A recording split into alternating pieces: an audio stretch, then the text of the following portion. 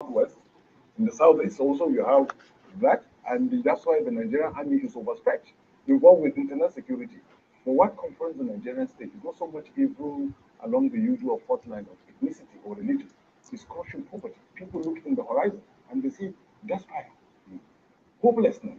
What in the first place inspired uh, or rest like the answers was partly despair. Young people look into the future and they see no hope whatsoever. It's a hopeless situation. Like this young people we're seeing on that picture Exactly. story. Look at this I story. can afford Look at that photo. to look away from this Yeah, picture it's story. They are fetching water from that pond. This is Abuja. And Center is even this is This the area of ammunition Abuja, capital. fetching water from a stream This as is water quite scarcity hits pathetic. part of Abuja. Yes, people say those who know that look, if there is ever going to be a third world war, it will be because of water.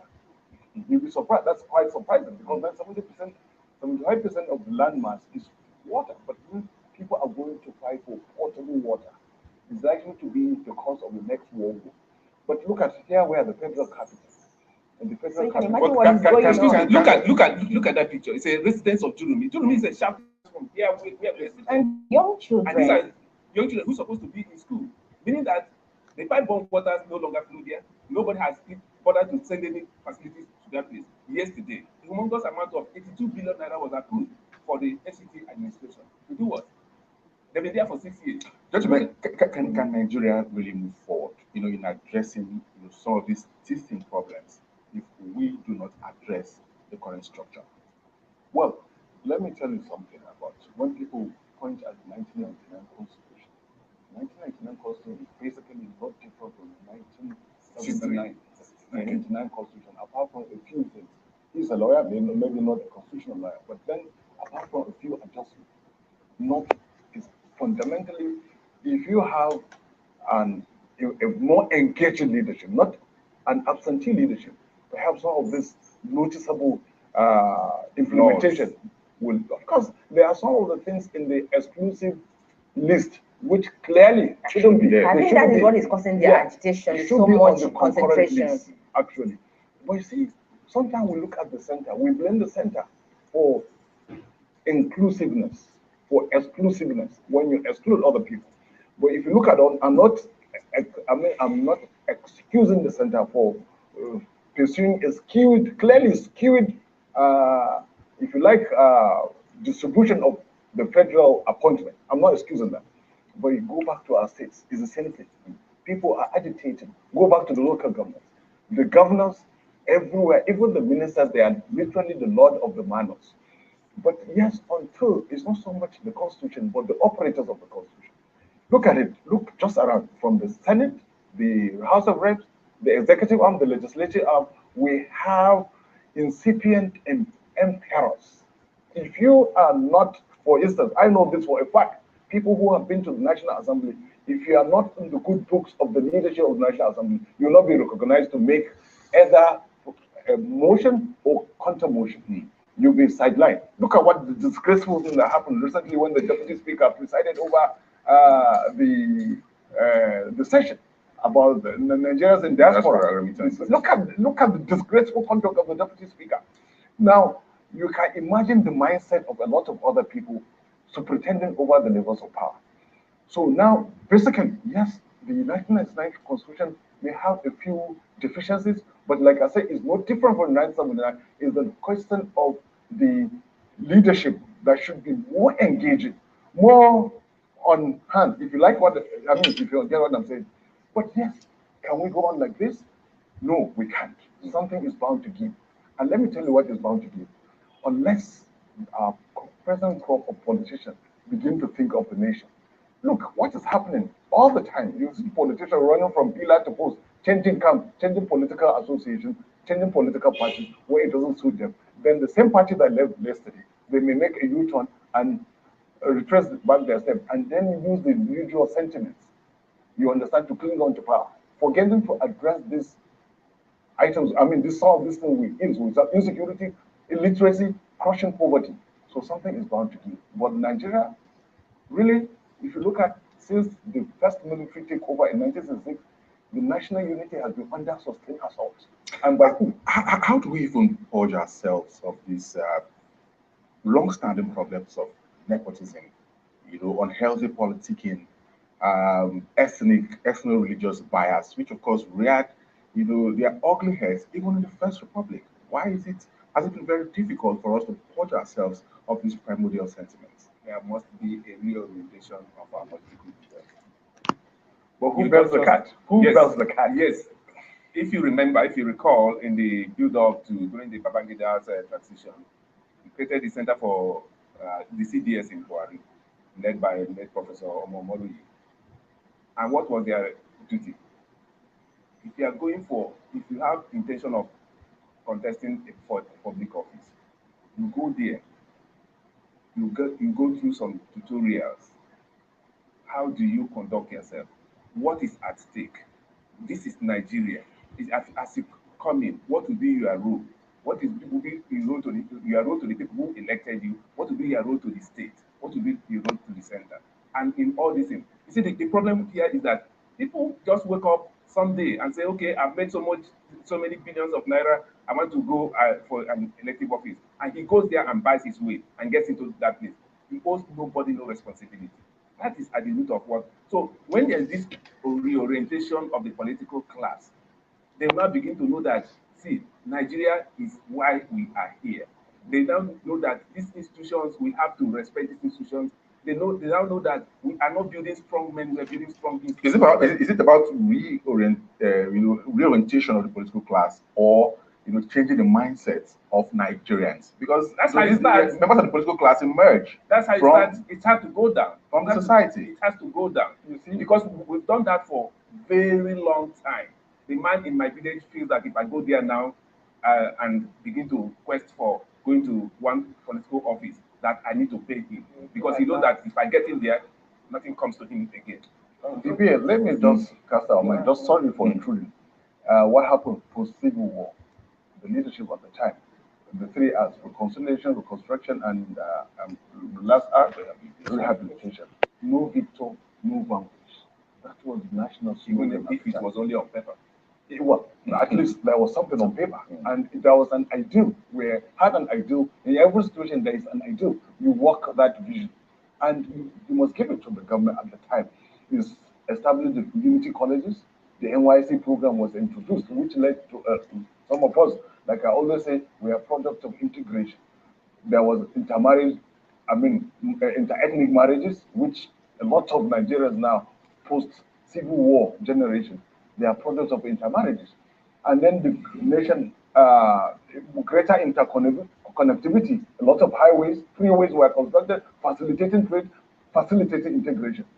But in 20 years, that achievement under civil rule was reversed, giving rise to insurgency, to banditry, and clearly every man to himself. Now you have political leaders. Only yesterday they were up in church, they were living in penury. Today they are multi-billionaires. Why? Simply because they've gone to public office. And then they so much pillage the common till. Some of them are still in the corridors of power. They've been rewarded by appointment, by election into the National Assembly or into the executive arm of government. People who have taken resources from our common till in the name of borrowing to establish businesses that have failed, they have found themselves to be in the national parliament, and the prosecution against them stalled because they are the ones now to direct the prosecution agencies or the anti-corruption agencies, So look, these are the people we celebrate. What messages are you sending to the up and coming generation? Because you see, impunity, if impunity prevails, there's going to be something much more negative. All right. It may not sound like a prophet of doom, but you see, the culture of impunity, we have people working, in fact, occupying front row seats as national icons. Meanwhile, if you look at their recent history, how do they get to that level? That projects them as icons. Precisely. All So right. it's a lot of work, really. Someone may recommend something more radical. But more radical. But how? Who bells the cat? That is the thing. So it's a kind of vicious cycle, a very vicious cycle when people are really. Yeah, so we want to look at this. Is a pilot, okay, headers, now bandits. This is a very strong one. Headers, now bandits. And Come to think of who is speaking, Mieti Allah opens up at least displaced herders now ban this terrorism in Nigeria. There's been a lot of denial of this over time, but now it looks as if we are admitting that there's a problem. And how do we begin to solve that? Well, you see, I mean, it's more nuclear science than we have to say headers are now. Most of the headers, they've been dispossessed of their cattle when it began to happen years ago. This is not start only recently, years ago, and then they run to the authorities. The authorities ignore them. And with what even the president listed Libya with the collapse of Gaddafi, the armory there was thrown open. When people don't have knowledge, the despair, they look at, we earlier identified despair, hopelessness. You look at an animal survive. And then you look at people who should protect you are also flaunting ill-gotten wealth without any reprimand or punishment. What do? You want to survive. You want to also. All right, Let's Chief, have the banning of that. the Metiala group is also saying that the banning of open grazing and chasing out of headers is also creating some of this crisis. And Shegumi is still insisting on amnesty for bandits. Well, the cleric has his reasons for pushing the agenda he's pushing. The government of the day, I want to think that before now they ought to have looked at his proposal to know how workable it is. But you and I know that Mr. President had said not long ago that they must root them out. But if you look at this story of herders now bandits, there's a right idea that is quite touching, that such herders are fighting economic survival, not ideological fight. The essence of living is for you sustaining your livelihood. These fellows, by rearing of these cattle, that is how their livelihood comes in. But the government of the day, even before now, all they ought to do is how do we keep these persons in business? Modernity has come. Is it still okay for them to trek from Sokoto to Akwa Ibom with their cows? No. Can't there be a place where all of them can be kept and these things can be done in a modern way so that all these frictions can be dealt with? I think that's what they are saying. And they're saying that, look, because the things that give me food on a daily basis is no longer there, I have to survive. We have to look at their own side of the argument. The government of the day should come in, not just at the federal level, the state level. They should come in. These fellows, they have been misused. Nobody cares about their kids. Nobody gives them anything at the end of the day.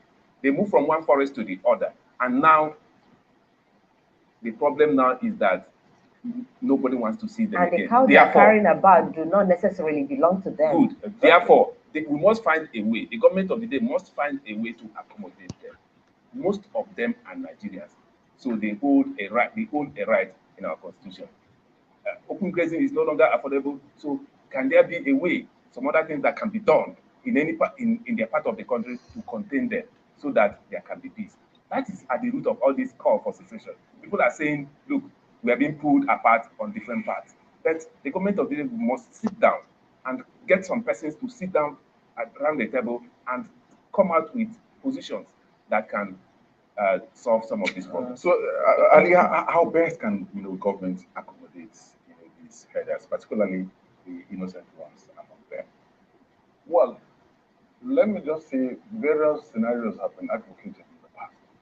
But you see, like somebody said, yes, the government anywhere, and whether in Africa or Australia or Europe, must provide the enabling environment, must lead.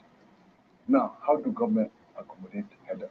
You go back to the drawing board. And in the drawing board, I'm sure there are provisions in the past which have been neglected. For instance, some people have said, look, open grazing, and I agree totally with that, is long outdated. Absolutely.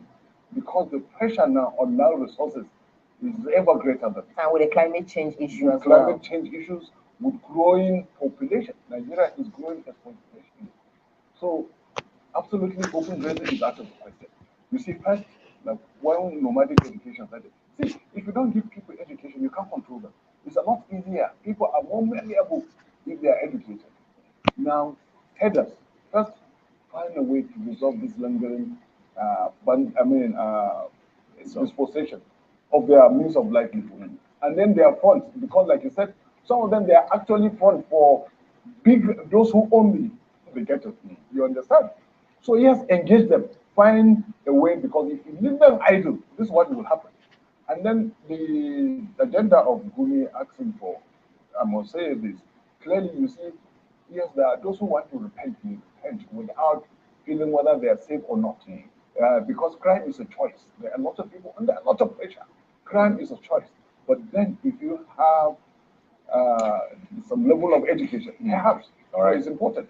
Thank you so much, gentlemen. Ali M. Ali, and of course, Chus Ovebe. Thank you for your perspective this morning. Of course, on it's, Super a, Chaos it's program. an ongoing discussion, and we'll keep Yes, talking yeah, until Nigeria gets better. Very Thank well. you, gentlemen. Our talk will matter.